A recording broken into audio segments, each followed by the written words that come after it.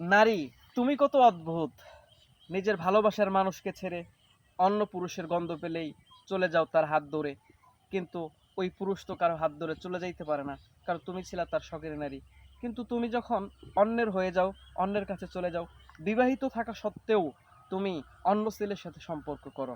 তুমি একটি কথা মনে রাখবা, কোনো অবিবাহিত পুরুষ বিবাহিত নারীর সাথে সম্পর্ক রাখতে চায় না।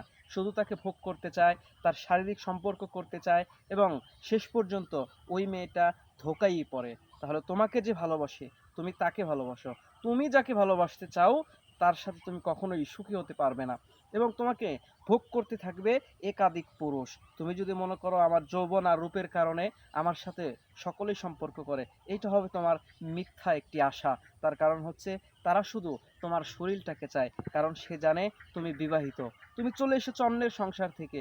যদি তুমি ভালোই থাকতা, আর যদি তুমি সুখী থাকতা সেই সংসারে, তাহলে কখনোই ওই হাত ছেড়ে অন্য কোনো পুরুষের হাত তুমি নারী ধরতা না। তাই তুমি